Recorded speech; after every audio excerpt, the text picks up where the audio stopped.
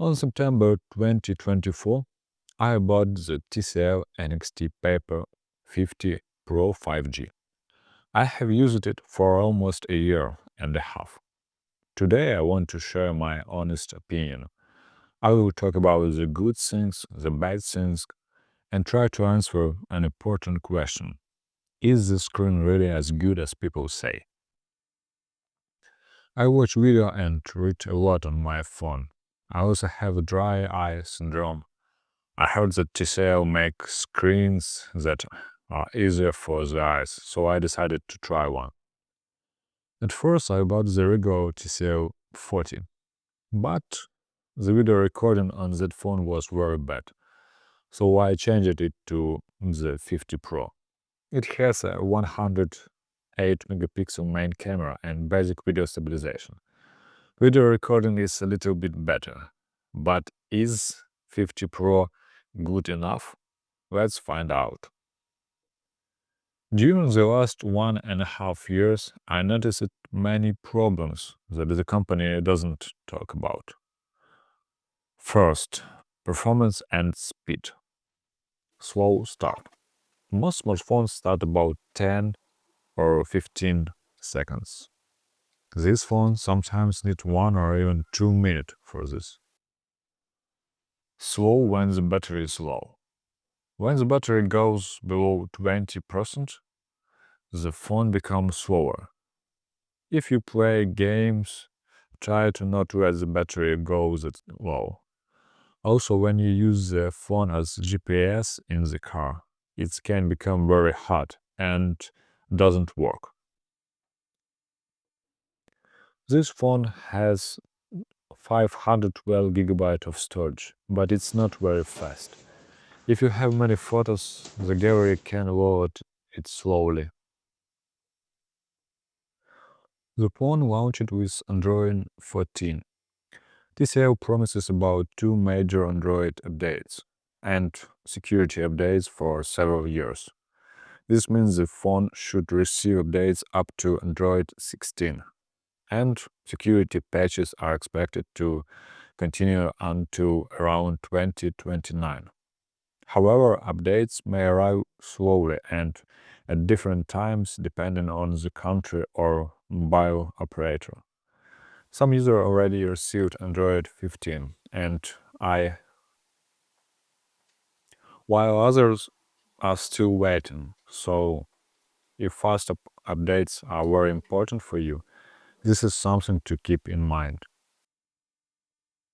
Extra cameras in this phone are not very useful.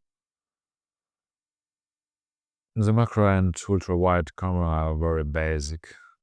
I almost never use them. The main camera can take decent photo, but the camera app often makes photo too bright. Video is better than on the TCL 40, but stabilization is still weak and the image shakes when you move the phone. The biggest problem is sound recording. The microphone records too much background noise. Because of this, the phone is not good for vlogging or video recording.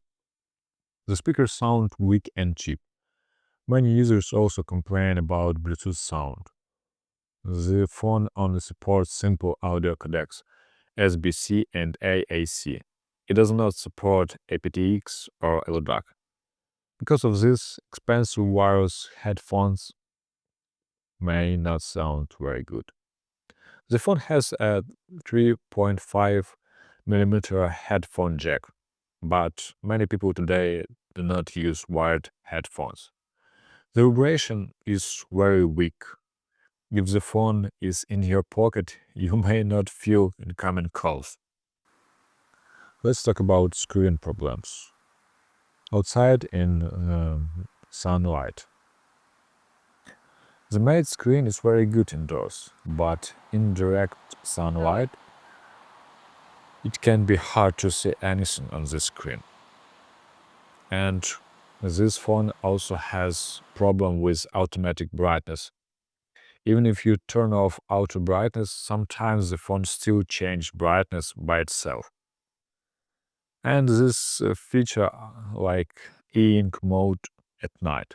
It doesn't work correctly because the e-ink buttons is an interesting idea, but when you turn on max ink mode, the phone force light mode, and turn off the blue light filter.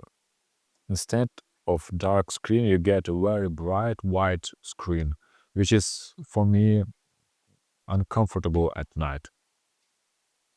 At night, I try to use a usual display mode, not color paper or ink mode. And at night, if the screen still looks too bright, you can open accessibility setting and turn on extra dim. This makes screen even darker and more comfortable in the dark. But do not forget turn off it when the day starts. And actually, if you really want to use color paper mode, you can turn on battery saver mode, and some apps change to dark mode automatically. It looks like a system bug, but it helps a lot in the evening. I personally doesn't use battery statistic, but I read a lot of negative feedback about this feature. Normal Android battery statistics are missing. TCL uses own app called Smart Manager, but it cannot show screen on time. It always show 0 minute. Phone cases. Oh, this is a big problem. It's hard to find a good case for this phone. Yeah. Also, the light sensor is in a strange place and many cases block it. The official 50 euro case also has no magnet, so it's open easily and doesn't really good. And with all this problem, I still use this phone every day. And the screen, this is the main reason. The screen is really easier for the eyes. Many users say the same things. On many flagship phones with AMOLED screen, your eyes can feel tired after 10 minutes. On the TCL, you can read for hours. Some people even sell their expensive phone because they want a screen that is easier on their eyes. And this phone has not bad battery life. On YouTube channel called The Digital Reader, who tested the battery in max ink mode, the phone worked for about 17 and a half hours of continuous use. And for comparison, many tablets like the iPod Air works about 10-12 hours. If you mostly use the phone in e-ink mode, the battery can last almost 1 week. Yeah, I know about this silicon carbon's battery, but it still need to be tested. Yeah, this phone has not the best storage, but 512 gigabyte, now it's not so bad. And you can use microSD card up to 2 terabyte. And also this phone has eSIM support and NFC for payments. Many users also say that the mobile signal is very strong, sometimes better than other smartphones. I actually doesn't have any problems with smartphone mobile signal, yeah, and but I have a lot problems with Wi-Fi. Yeah, it's a big problem of this phone.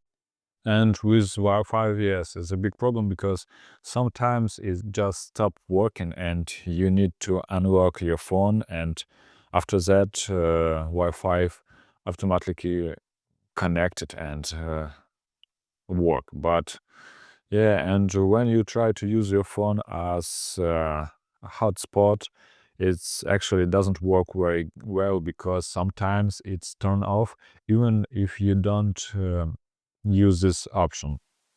And you also need to unlock your phone. Yeah, it's bad. And one more reason why I like this phone, it's easy and cheap to repair. A replacement screen on AliExpress cost about 30 euro. I used the phone for 1.5 years without a screen protector, and I only have one small scratch. Even if the screen breaks, replacing it's cheap. For about 6 euro, you can also buy a new back cover in another color and change it yourself in a couple of minutes. The phone is also very light. After using it, a glass phone like the Pixel 7 Pro feels heavy, yeah, and not so comfortable. But it's not easy to unlock the bootloader or get root access on this phone. There's no free methods. I know that some Romanian company sell device for this, but I don't actually know how to buy it. But you can remove unnecessary app using a computer and ADB. Just be careful. Do not remove system apps with NXTPAPER in the name. If you delete them, the display mode may stop working correctly. I also did a small experiment. Some people say that NXTPAPER screen is just a normal screen with a matte film. So I modify a Pixel 7 Pro. I replaced the original OLED screen with a cheap LCD from AliExpress, and I added a matte film. It looked similar, but after long use, the TCL screen was still much more comfortable for my eyes than Pixel 7 Pro with cheap LCD and matte film. So, should you buy it? It depends on you, yeah. If you want to care about your eyes, I recommended it, yeah. I know that TCL released new phones in the 60 and 70 series, but I don't see a strong reason to update my phone, my 50 Pro. They're more expensive and the hardware is not much better in this new 60 and 70 series. So now the TCL 50 Pro 5G is still one of the most affordable and not bad as TCL 40 ways to try NXT paper technology. If you want to buy it cheaper, check different Amazon stores in Europe. Sometimes Amazon Italy has a lower price than Amazon Germany. I don't know why, but it's work.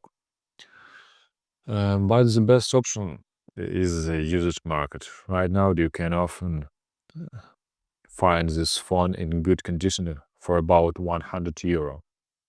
For this price, it's an excellent second phone or a device for reading and watching content. Or simply a good phone if you want to use your phone more calmly and reduce screen stress, which can help with a small digital detox.